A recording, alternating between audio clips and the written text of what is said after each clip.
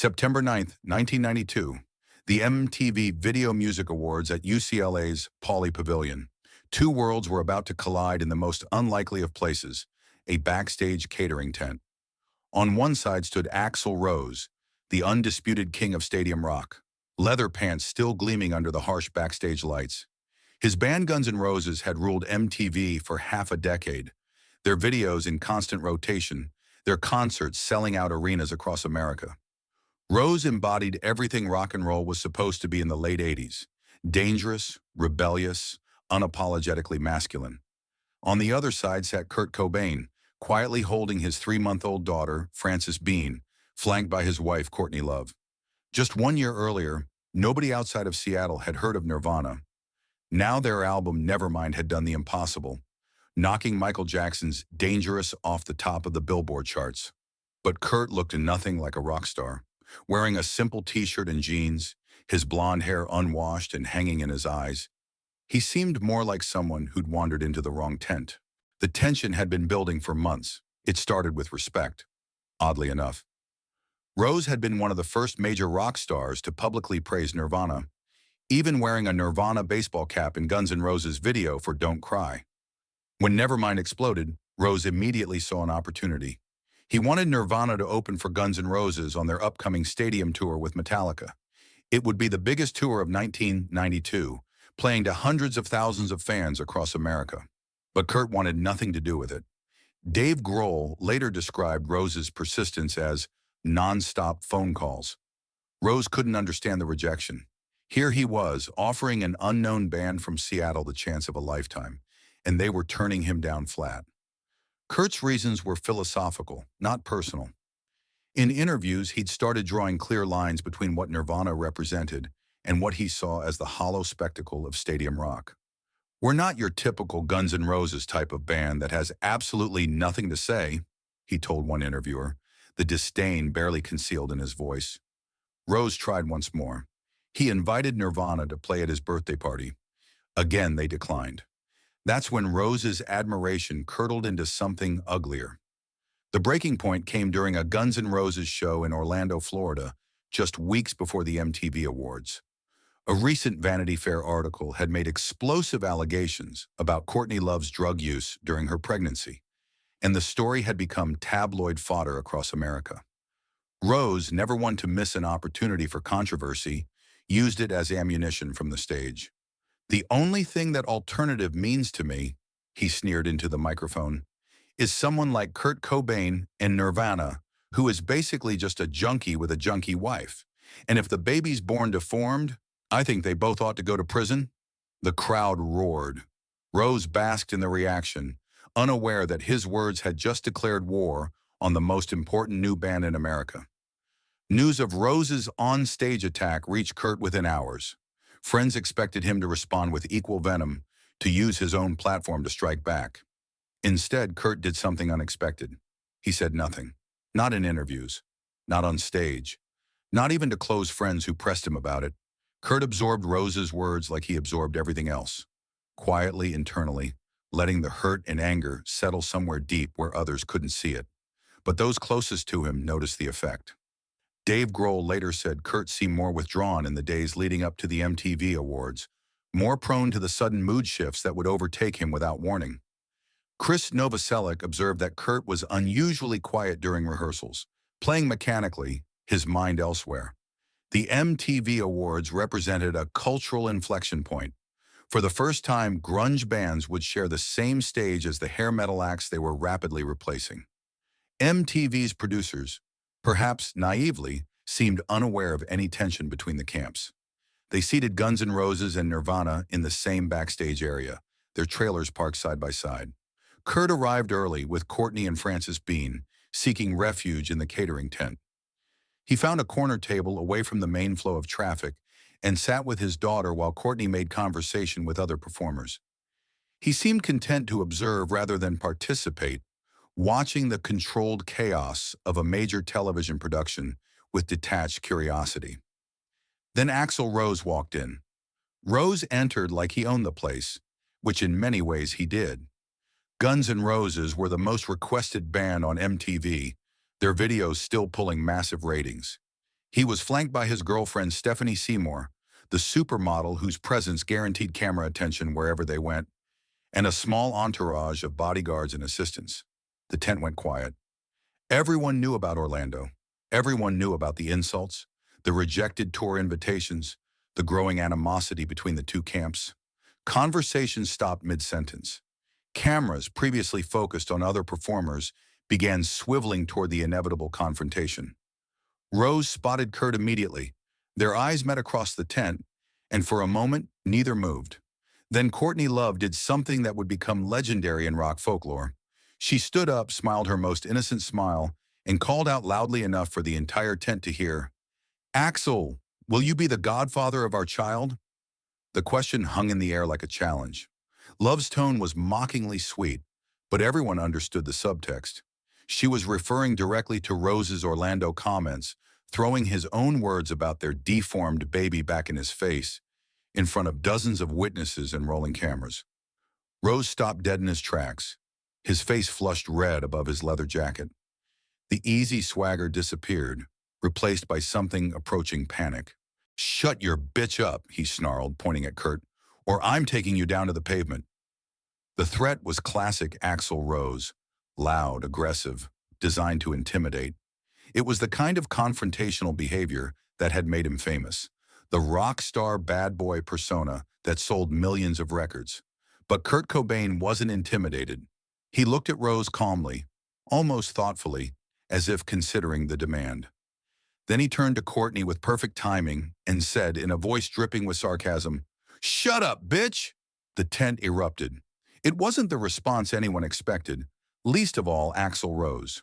Kurt's tone made it clear he was mocking Rose's command, turning the attempted humiliation back on its author. The absurdity of the moment, the quiet guy from Seattle making the king of rock look foolish with four simple words, struck everyone present as hilarious. Laughter rolled through the crowd. Not polite entertainment industry laughter, but genuine, uncontrolled mirth. People doubled over, pointing, unable to contain themselves. Even some of Rose's own entourage cracked smiles. Rose stood frozen, his face growing redder by the second. The laughter was directed at him, and he knew it. His attempt at intimidation had backfired spectacularly, making him look like exactly what Kurt had always said he was, all bluster and no substance. Without another word, Rose turned and walked quickly out of the tent, Stephanie Seymour hurrying to keep up. His bodyguards followed, shooting dark looks back at the still laughing crowd. The confrontation was over almost before it began. Kurt had won without raising his voice, without making threats, without even standing up from his chair. He'd used Rose's own aggressive energy against him, turning the rock star's intimidation tactics into a punchline. Word of the exchange spread through the venue within minutes. By the time Nirvana took the stage later that evening to perform Lithium, Dave Grohl couldn't resist adding his own punctuation to the drama. In the middle of the song, he leaned into his microphone and sang out sweetly, "Hi, Axl." The crowd went wild. They knew exactly what he was referring to, and their roar of approval made it clear which side they were on. Backstage, the tensions weren't finished. Duff McKagan, Guns N' Roses bassist, had heard garbled versions of the catering tent incident and was looking for someone to blame. He found Chris Novoselic walking toward the stage and confronted him, surrounded by 3 bodyguards. "I was already a little bent out of shape," Novoselic later recalled, and instantly replied with the same sentiment. The confrontation might have escalated into actual violence, but security intervened, separating the musicians before punches could be thrown. The 1992 MTV Video Music Awards became a watershed moment in rock history, but not for the reasons anyone expected. Instead of crowning a new king of MTV, it demonstrated the changing of the guard in the starkest possible terms. The old model of rock stardom, built on machismo, confrontation, and manufactured controversy, had been deflated by 4 sarcastic words from a guy who looked like he'd rather be anywhere else. In the years that followed, the story grew in the telling. Different witnesses remembered different details, but everyone agreed on the core truth. Kurt Cobain had faced down Axl Rose without breaking a sweat, using humor and timing instead of threats and bluster. Rose, for his part, seemed to realize he'd made a mistake. In later interviews, he stopped attacking Kurt personally, focusing his ire on the music industry instead. When Kurt died in 1994, Rose was among the rock stars who offered condolences, though his statement was brief and carefully worded. Duff McKagan went much further. Years later, he wrote a column titled "All Apologies," expressing genuine remorse for his behavior that night. "I had no control of myself then," he admitted. "I was mad and insane." He described meeting Kurt briefly before his death and recognizing a kindred spirit struggling with many of the same demons. The catering tent confrontation became more than just a memorable moment of rock history. It represented something larger about authenticity versus performance, substance versus spectacle. Kurt hadn't set out to humiliate Axl Rose that night. He'd simply responded as himself, quietly, sarcastically, genuinely, and in doing so had revealed the fundamental difference between them. Rose was performing the role of a rock star, complete with leather pants, bodyguards, and carefully choreographed rebelliousness. Kurt was just being Kurt, uncomfortable with fame, uninterested in playing games, more concerned with his baby daughter than with settling scores. The irony wasn't lost on anyone paying attention. The guy who looked least like a rock star had just proven he was the real thing, while the king of rock and roll had revealed himself to be exactly what the grunge generation was rebelling against. All image, no substance. Dave Grohl summed it up best years later. It represented something bigger. Nirvana didn't want to turn into Guns N' Roses. That night at the MTV Awards, they proved they never would. The laughter that followed Kurt's "shut up, bitch" wasn't just amusement at a perfectly timed comeback. It was the sound of one era ending and another beginning, all because a quiet guy from Seattle refused to play by the old rules. The aftermath of that night rippled through the music industry in ways no one could have predicted. MTV executives, initially panicked by the backstage drama, soon realized they had witnessed television gold. The incident became one of the most talked about moments in VMA history, replayed endlessly and dissected by music journalists across the country. But the real impact went deeper than tabloid headlines. That catering tent confrontation had exposed something fundamental about the changing landscape of popular music.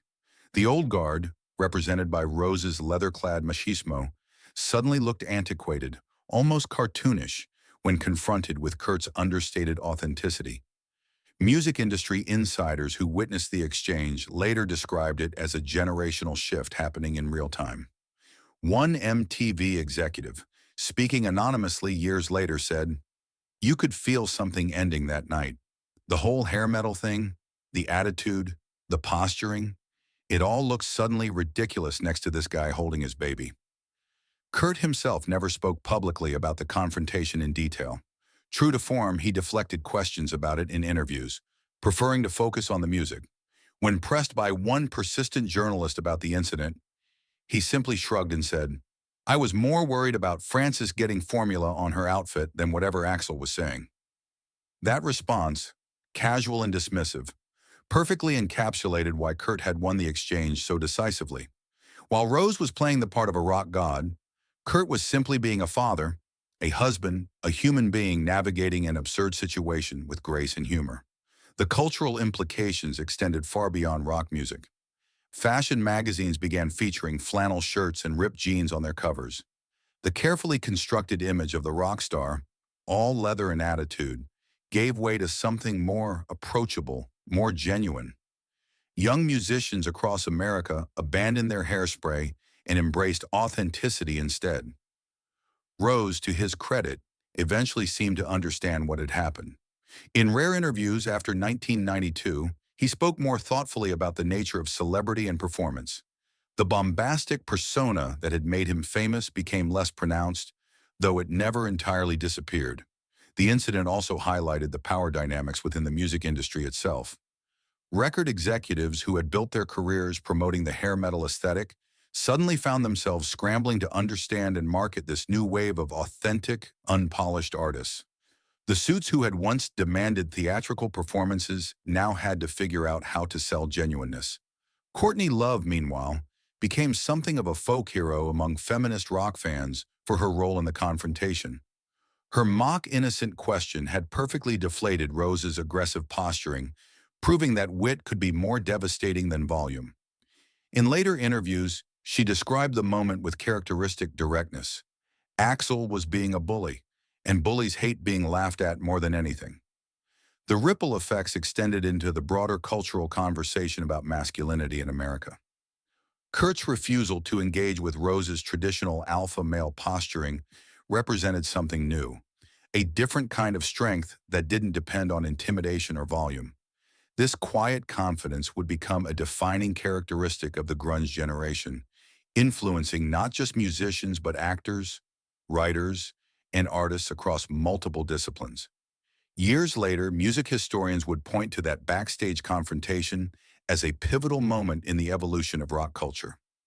Dr. Sarah Martinez, a professor of popular culture at UCLA, wrote in her 2010 book, Grunge and the Death of Hair Metal, "The Cobain Rose incident at the 1992 VMAs represents perhaps the clearest single moment when American rock music shifted from performance to authenticity." In four sarcastic words, Kurt Cobain dismantled an entire aesthetic that had dominated MTV for a decade. It was a complete masterclass in the raw power of quiet understatement over loud spectacle, pure substance over manufactured rock style. The tragedy of Kurt's death in 1994 cast the 1992 confrontation in a different light. What had seemed like a simple clash of personalities suddenly became a poignant reminder of what the music world had lost. Rose was among the rock stars who expressed genuine grief at the news, his statement notably free of the bombast that had characterized his earlier comments. Dave Grohl, reflecting on that night years later, observed, "Kurt didn't set out to embarrass anyone. He was just being himself, and himself happened to be the opposite of everything rock and roll was supposed to be. That's what made it so powerful." The backstage catering tent at the 1992 MTV Video Music Awards has since been demolished, the venue itself renovated beyond recognition. But the moment that occurred there continues to resonate, a perfect encapsulation of a time when authenticity triumphed over artifice, when being real proved more powerful than any pose. In the end, Kurt Cobain had won the confrontation the same way Nirvana had won the culture war. Not by being louder or more aggressive, but by being more real. And sometimes being real is the most radical thing you can do.